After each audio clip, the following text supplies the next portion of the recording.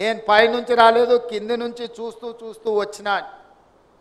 స్థానిక సంస్థలలో పనిచేసిన వాళ్ళు, సర్పంచ్ స్థాయిలో నుంచి రాజకీయాలకు వచ్చిన వాళ్ళు, ఉదాహరణకు పివి నరసింహారావు గారు, నీలం సంజీవరెడ్డి గారు, కోట్ల విజయభాస్కర్ రెడ్డి గారు, ఇలాంటి వాళ్ళందరూ వాళ్ళ జీవితంలో సర్పంచులుగా రాజకీయ ప్రస్థానం మొదలుపెట్టి ముఖ్యమంత్రులుగా, ప్రధానమంత్రులుగా, రాష్ట్రపతులుగా రాణించిన వాళ్ళకి ఎవరైనా వచ్చి ఏదైనా విషయంలో ఏదైనా చెప్పడానికి ప్రయత్నం చేస్తే అందులో వాస్తవాన్ని వాళ్ళు గ్రహించగలుగుతారు.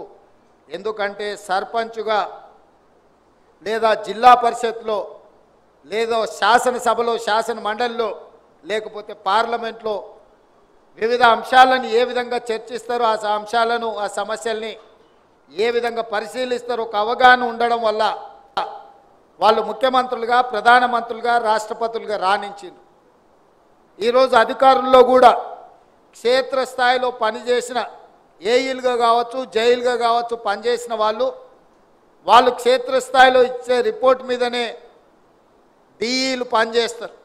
ఒక 10 అంశాలలో మీరు నివేదికిస్తే డిఈ గారు ఒక 4టిని ఎగ్జామిన్ చేసి అతను నిర్ణయం తీసుకుంటాడు. డిఈ గారు 4 అంశాలను ఈఈ గారికి ప్రతిపాదిస్తే 4ంట్లలో 2, 3 ఎగ్జామిన్ చేసి తను నిర్ణయం తీసుకుంటాడు. ఆ పైన సూపరింటెండెంట్ ఇంజనీర్, ఆ పైన సిఈ, ఆ పైన ఈఎన్సి క్షేత్రస్థాయిలో పరిశీలనకు వెళ్ళేది. మీరు పైకి వచ్చినా కొద్దిగా మీకు అవకాశాలు తక్కువ ఉంటాయి. కింద assistant executive engineer or junior engineer ఎవరైతే ప్రతిపాదనలు పంపించిందో ఆ పేపర్ల మీద వచ్చిన ప్రతిపాదనలే ఎగ్జామిన్ చేస్తారు. అందులో ఏదో ఒక అంశం మీదనే ఫీల్డ్ విజిట్కి పోతారు. ఏఈలు, జైలు తెలివి కల్లోలు అయితే క్వాలిటీ ఉన్న వర్క్ ఒక్క దగ్గరికి తీసుకెళ్ళి చూపించి అన్ని ఇట్లనే ఉన్నాయని చెప్తే నిజమే అనుకొని సంతకాలు పెడుతుంటారు. ఆ తర్వాత తప్పని తేలినప్పుడు తప్పించుకోవడానికి ఉండదు. అయితే గతంలో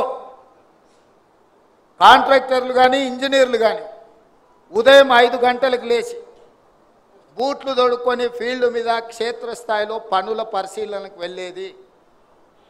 గ్రౌండ్ రిపోర్టును వాళ్ళు సొంతంగా చూసేటోళ్ళు, గ్రౌండ్ రిపోర్టును చూసి వాళ్ళు రిమార్క్స్ రాసేటోళ్ళు.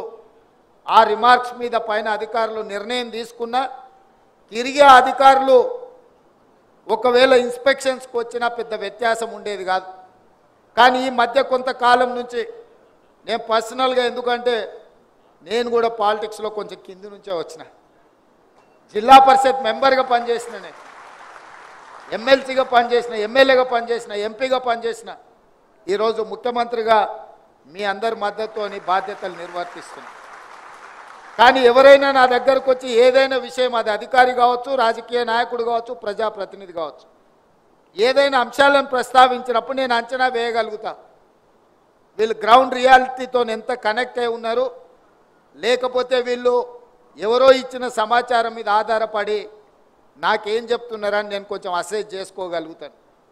అంటే క్షేత్రస్థాయిలో తిరగడం వల్ల, క్షేత్రస్థాయిలో మనకు అనుభవం ఉండడం వల్ల